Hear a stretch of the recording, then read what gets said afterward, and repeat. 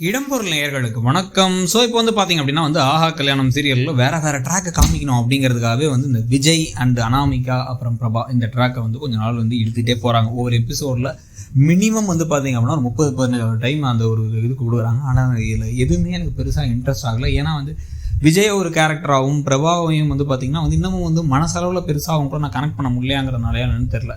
Plus இதில் முக்கோண காதல் கதை மாதிரி பார்த்தா பிரபா நடந்துக்கிறதுலாம் ரூடாக மட்டும்தான் இருக்கே தவிர அது நமக்கு ஒரு பிடிச்ச மாதிரியும் பெருசாக இல்லைன்னு வச்சுக்கோங்க. சரி, ஓகே, அது உங்களுக்கு வேறு மாதிரி இருக்கலாம். உங்களுக்கு எப்படி இருக்குங்கிறத கமெண்ட் செக்ஷனில் சொல்லுங்கள். இன்னொரு பக்கம் பார்த்தீங்கன்னா அந்த கதையில் மெயினான கதைக்கு வந்தோம் அப்படின்னா சூர்யா நடிப்புக்காக தான் மகா கிட்ட பாசமாக இருக்கார். மகாவுக்கு ரொம்ப நல்லா நடந்துக்க ட்ரை பண்ணுறாங்கிறது நமக்கு தெரியும். ஆனால் அது மகாவுக்கு தெரியாததுனால ரொம்ப சந்தோஷப்படுறாங்க. ராஜலட்சுமி அப்படியே வருத்தப்படுறாங்க. இதெல்லாம் நடந்துகிட்டு இருக்கும் பொழுது இன்னைக்கு ஐஸ்வர்யாவுக்கு டக்குன்னு பதிலடி கொடுக்குற மாதிரி நீ லேட்டாக வந்ததுனால தான் மகா பண்ணது தப்பு இல்லை, பாட்டி எடுத்த முடிவும் தப்பு இல்லை அப்படிங்கிறத சூப்பராக சித்தி உங்களுக்கும் சேர்த்து அப்படின்னு சித்ராவுக்கும் சேர்த்து சூர்யா சொன்னது அப்படியே இவங்களுக்கும் ஷாக்காக இருக்குது, ராஜலட்சுமிக்கும் ஷாக்காக இருக்குது. நாளைக்கு அடுத்து பார்த்தீங்க அப்படின்னா மகாவோட கைப்பட செஞ்ச டிசைனில் ஃபஸ்ட்டு வந்த நகையை மகாக்கே கொடுக்கறது, அதுவும் வீட்டில் எல்லாரும் முன்னாடியும் பண்ணுறது அப்படிங்கிறதுலாம் தாட்ஃபுல்லானா ஒரு விஷயத்த அவங்களுக்கு நல்லாயிருக்கும், அவங்களுக்கு பிடிக்கும்னு யோசிச்சு அதை நல்ல மனசோட பண்ணுறது அதெல்லாம் சூர்யாவுக்கு இருக்குது. ஆனால் அவருடைய நல்ல குணத்தெல்லாம் கெடுக்கிறது யார் அப்படின்னு பார்த்தீங்கன்னா ராஜலட்சுமி தான்.